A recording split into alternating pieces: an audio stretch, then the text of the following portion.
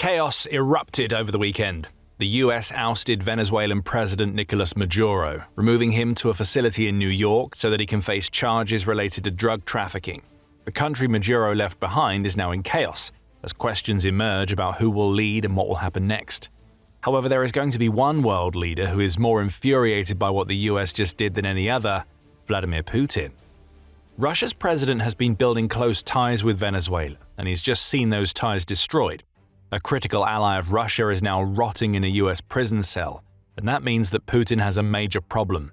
The future of Russia's war funding has just been exposed, though some are also saying that the fall of Maduro may be better for Moscow than some might think. Starting with the basics, news broke on January 3rd that the US Special Forces Unit Delta Force had successfully carried out a pre-dawn operation inside the Venezuelan capital of Caracas. Under the cover of a short series of airstrikes that appear to have been used as a diversion, the US managed to extract Maduro and his wife, Celia Flores, from their fortified home as explosions shook Caracas and several other Venezuelan cities to their core. US President Donald Trump was quick to laud the operation. The United States of America has successfully carried out a large-scale strike against Venezuela and its leader, President Nicolás Maduro, who has been, along with his wife, captured and flown out of the country. This operation was done in conjunction with US law enforcement, Trump declared on Truth Social. Since this initial announcement, we've learned that the US had been planning this extraction for several months before it carried out its operation. US Attorney General Pam Bondi has since released a statement claiming that the capture of Maduro required months of coordination, detailed planning, and seamless execution across multiple components of the federal government. Bondi is also among several in the Trump administration who have confirmed that Maduro had been arrested due to US accusations of drug trafficking and similar offenses, all of which have fueled violence, destabilized the region, and contributed directly to the drug crisis claiming American lives, Bondi claims.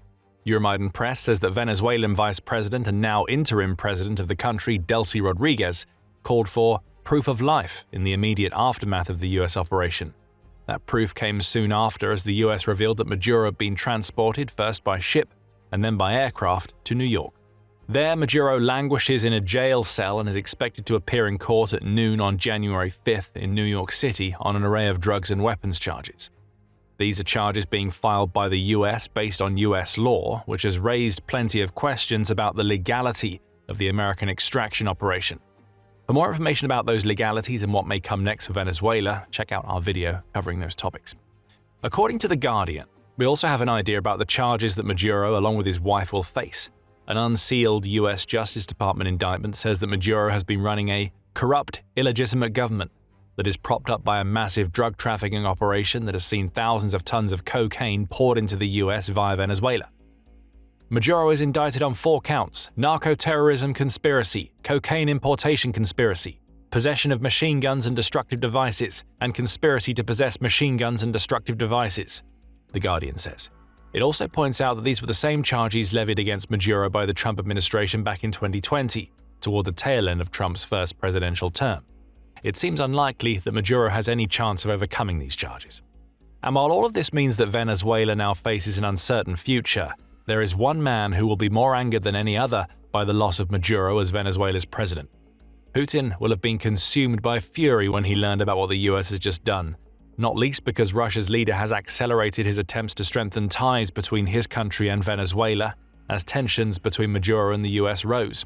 Make no mistake about it, Venezuela was becoming a major ally for Russia. Now that ally is lost, and it could mean that Putin's Ukraine war funding, as well as money upon which he intended to rely to secure Russia's future, hangs in the balance. We'll explain why that is in a few minutes. First, it's important to explore how the relationship between Venezuela and Russia had been developing prior to Maduro's capture. According to Euromaidan Press, the fall of Maduro represents the loss of a second major ally for Putin in a little over a year. Back in December 2024, Putin also lost Bashar al-Assad, who had served as Syria's dictatorial leader for many years due to a rebel coup.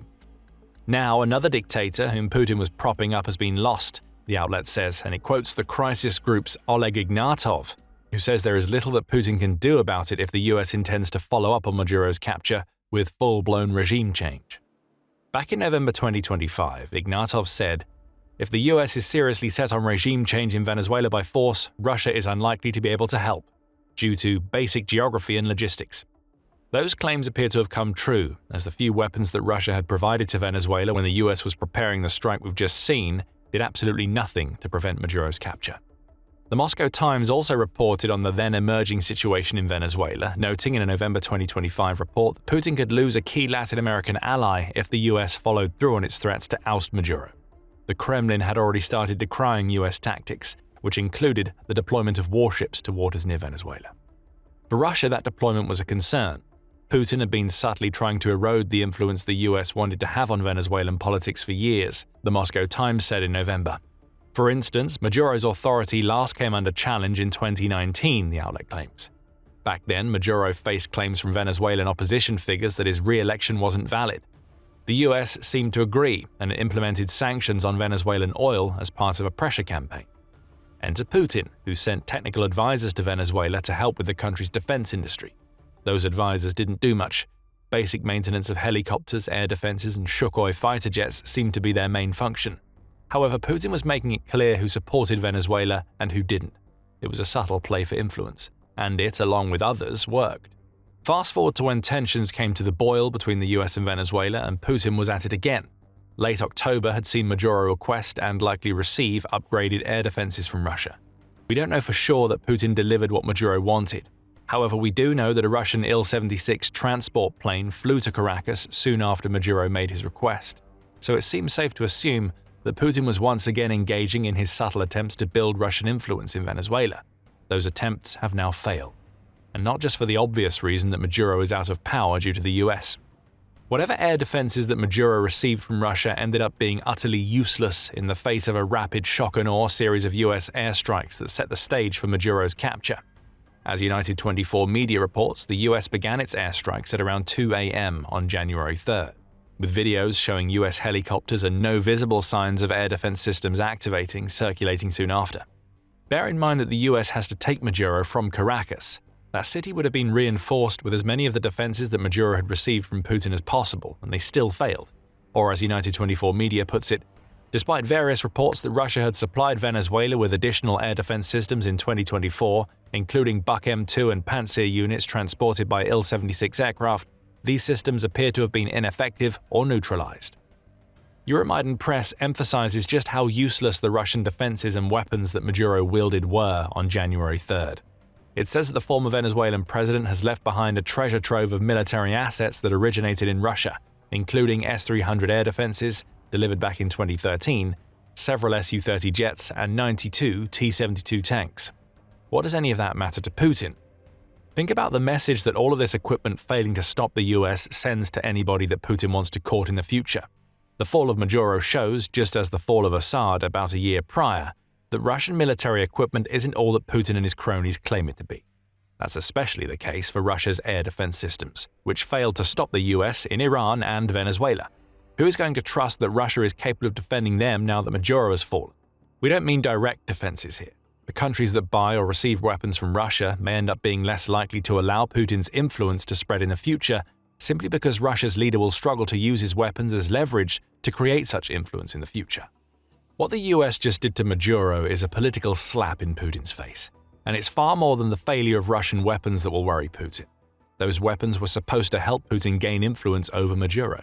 Through that influence would come stronger trade, pumping more money into Putin's Ukraine war chest, and potential access to the vast oil reserves that make Venezuela one of the most desirable countries in the world for any leader to whom control over oil is important. We'll start with trade first. It would be inaccurate to claim that Venezuela was a massive trading partner for Russia before Maduro was ousted. Back in May 2025, Interfax reported that trade between Russia and Venezuela amounted to about $200 million in 2024. However, this figure represented a 64% increase over the previous year, and it came off the back of Russia and Venezuela pledging to increase their cooperation in the energy, transport, logistics, and pharmaceutical industries. Though Venezuela still wasn't a massive trade partner, it was a growing one. Putin had one eye turned toward a future where Russia may be able to make a lot more money or extract resources that would prove otherwise important for the Russian war machine in the future. Oil, of course, would form the foundation of this future relationship. And just weeks before the events of January 3rd, Putin seemed set to take a hit in his quest to gain some measure of control over Venezuelan oil. On December 17, 2025, Reuters reported that Russian shipments of naphtha to Venezuela were at risk as Trump threatened a blockade that might affect sanctioned Russian tankers. The money Russia could generate from naphtha is far less important than the real reason why Venezuela wanted this product. Naphtha is used to dilute extra heavy crude oil, which makes it easier to transport and process the oil. Having been cut off from its US suppliers back in July 2025, Venezuela had turned to Russia to fill the gap. Russia obliged. About 100,000 tons of Russian naphtha were destined for Venezuela when the talks of a blockade started. Just a few weeks later, Maduro is out, and the US seems to be in control of Venezuela's future. What was once yet another of Putin's subtle attempts to profit from Venezuelan oil seems to have been destroyed. The logic here is simple. Russia supplies naphtha. Venezuela uses that naphtha to help itself transport more oil. Russia profits from the naphtha sales and gains leverage that it can use to potentially further Russian oil interests in Venezuela in the future by, for instance, striking agreements with Maduro to allow Russia's oil companies to start extracting Venezuelan oil. Those companies get a slice of the revenue generated by that extracted oil, the Kremlin taxes that revenue, and money pours into the Russian war chest. But a question has to be asked. Why would Russia care about Venezuela's oil when it has so much of its own? The answer is that Russia may have a lot of oil, but Venezuela has a whole lot more. According to Al Jazeera, Venezuela is home to the world's largest proven oil reserves, which were estimated to amount to 303 billion barrels in 2023. Very little of that oil has been sold since this estimate was published, as restrictions on Venezuelan oil sales have limited the country to selling very little in the years since. Those 303 billion barrels amount to almost 4 times as much as the 80 billion barrels of oil that Russia has in its reserves, which makes Putin's interest in Venezuelan oil much clearer. Yes, Russia has plenty of oil of its own, but with Maduro on his side, along with access to Venezuelan oil that his influence might offer, Putin and his regime might have stood to make billions of dollars if only Maduro had stayed in power. Of course, this would all be in a future where Russia could increase its hold over Maduro. But assuming that Putin had been successful, he would have been able to take a slice out of an emerging oil industry that is worth trillions of dollars. Forbes offered an interesting range of figures. Using the current price of a barrel of crude oil, which is around $60, and the price of $150 seen during the 2008 peak, Forbes estimates that Venezuela's oil could be worth anywhere between $18 trillion and $45 trillion. That's an almost incomprehensible amount of money. And Putin has just had to sit and watch as whatever slice of these trillions he may have hoped to take has slipped through his fingers. There's another problem that Putin has on his plate now that Maduro has been removed. The US conducting that removal means that it's America that now stands to gain from Venezuela's vast oil reserves. Trump said as much himself during a Mar-a-Lago press conference on January 3rd. We're going to have our very large United States oil companies, the biggest anywhere in the world, go in, spend billions of dollars, fix the badly broken infrastructure, the oil infrastructure, Trump declared. Let's start making money for the country, Trump added, seemingly implying that he intends for the US to profit substantially from the control it's essentially granted itself over Venezuelan oil. The US getting richer due to the oil that Putin wanted is bad enough. However, an even worse problem is highlighted by Euromaidan Press. It says that if the US is able to access Venezuela's oil reserves, thus making the country a much larger player in global oil markets, then the supply of crude oil would go up. More supply to meet existing demand should lead to crude oil prices going down. Putin, who is already forced into selling Russian crude at a discount via his shadow fleet due to Western sanctions, will have to sell oil for even less money. That could mean millions, perhaps even billions, lost to the existing Ukraine war chest. Never mind the untold billions more that Russia is now not going to receive as Maduro awaits trial in the US. Putin had tried to use soft power plays to gain influence. The US wrecked those carefully laid plans with all the subtlety of a sledgehammer on January 3rd, and Russia's current and future war finances may soon be worse off for it. With an ally gone and his war funding exposed, Putin may be wondering what on earth he can do next. However, there are some who suggest that the ousting of Maduro may be a double-edged sword. Though the US is basking in the glow of its achievement, there is a chance that Russia could end up gaining more than it's lost now that Maduro is gone. Al Jazeera raised that possibility in a December 2025 article, where it went as far as to claim that a US escalation in Venezuela could sow the seeds for the creation of a new world order. The outlet argues that Venezuela, though not unimportant, had developed into a pawn for the major world powers, including Russia and the US. Venezuela could even be minor enough for Russia for it to only make expected noises without doing much else, in the case of the US doing something akin to what it's just done, Al Jazeera argued. Maduro's fall wouldn't be the end of the world for the Kremlin, Al Jazeera said. If anything, it could end up being good for Russia. Why? Well, the US conducting any type of military intervention in Venezuela would place the US and Russia on equal moral footing with regard to the war in Ukraine. Putin would be able to argue that Russia should have the right to dictate what happens to countries near Russian territory if the US sends its military into Venezuela. That's what we've just seen. It was Delta Force, which is one of the most elite American units, that extracted Maduro from Venezuela. That's a military intervention, perhaps even a special military operation of sorts that Putin can now use against the US. And with the Venezuela intervention to hold over Trump, Putin may now have another route open to him for gaining the type of influence that he seeks. Venezuela and the money it represents may be a lost cause. However, Putin can now build closer ties with any nations in South America or elsewhere that fear falling into the US crosshairs next. All Putin has to say is, look what happened in Venezuela, and he has an in with any nation that is worried about what Putin could position as the US trying to expand its own interests through military escalation. The US could prevent this from happening, though doing so is a tall order, per a January 3rd article in The Independent. If a new government can be installed smoothly in Venezuela, if the institutions of power remain intact, if new elections are held that can be judged free and fair enough, if the likely backlash from Maduro supporters and those with a stake in his rule can be contained, and if gang chaos in Legaity can be avoided, then Trump will be able to claim victory and any damaging regional fallout will be limited, the outlet says. That's a lot of hard work yet to be done.